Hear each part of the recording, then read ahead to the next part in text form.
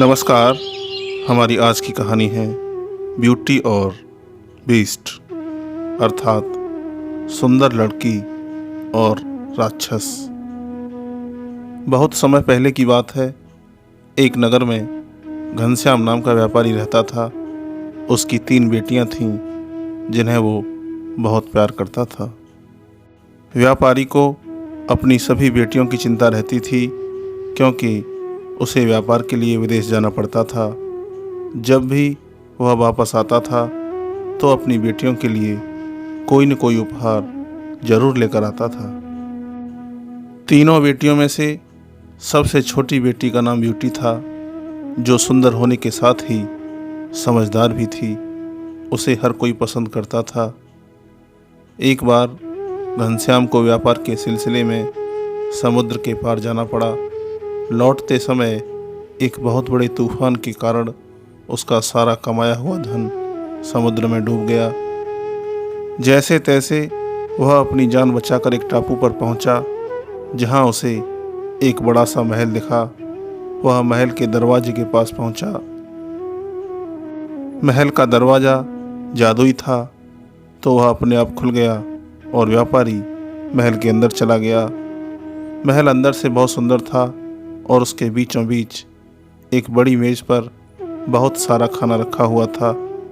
व्यापारी को बहुत तेज भूख लगी थी, तो उसने मेज से एक सेब उठाकर खा लिया। तभी वहाँ एक बीस्ट यानी राक्षस के हंसने की आवाज़ आने लगी। व्यापारी आवाज़ सुनकर डर गया और छुपने लगा। तभी बीस्ट ने कहा कि डरो नहीं, आप हमारे मेहमान हैं, आराम से खाना खाकर आप जा सकते हैं। बीस्ट के व्यवहार से व्यापारी बहुत खुश हुआ और उसने पेट भरकर खाना खाया और उसे धन्यवाद कहकर जाने लगा। महल से बाहर निकलते हुए व्यापारी की नज़र एक गुलाब के पेड़ पर पड़ी। पेड़ पर गुलाब के फूल लगे हुए थे।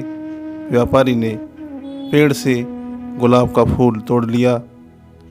यह देखकर बीस्ट को गुस्सा आया और वह व्यापारी पर चिल्लाने लगा। उसने कहा कि तुमने बहुत बड़ी गलती की है और इसकी सज़ा तुमको मिलेगी। अब तुम्हें जीवन भर यहाँ रहना पड़ेगा। यह सुनकर व्यापारी डर गया और उसने कहा कि मुझे माफ़ कर दो। घर में 3 बेटियाँ मेरा इंतज़ार कर रही हैं, मेरे अलावा उनका कोई नहीं है। तब बीस्ट ने कहा कि यदि तुमको यहाँ नहीं रहना है तो तुम्हारी जगह किसी और को यहाँ रहने के लिए भेज दो। व्यापारी ने उस समय डर की वजह से राक्षस से वादा कर दिया। तब राक्षस ने उसे जाने दिया। व्यापारी दुखी होकर अपने घर चला गया और उदास रहने लगा।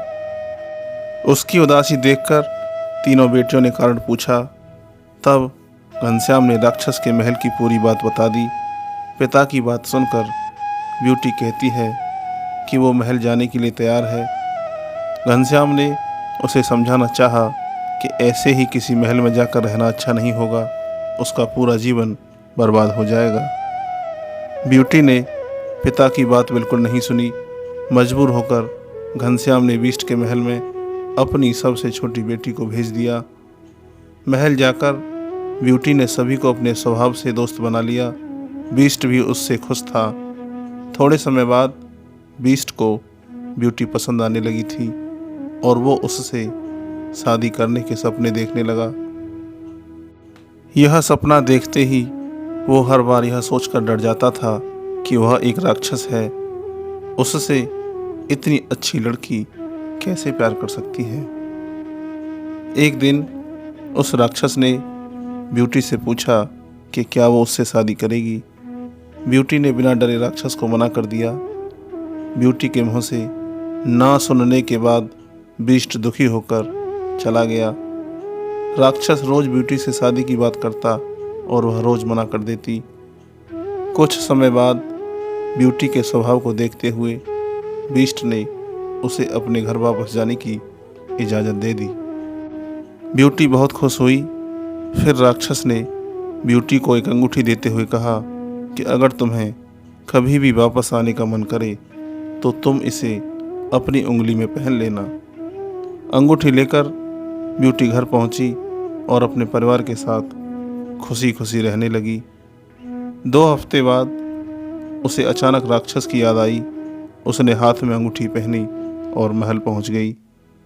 वहां जाकर उसे पता चला कि बीस्ट उसकी याद में बीमार पड़ गया है।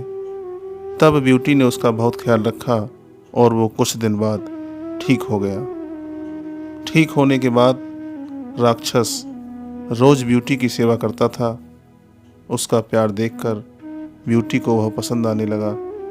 एक दिन जब दोबारा राक्षस ने उससे शादी के बारे में पूछा तो ब्यूटी ने हाँ कर दी।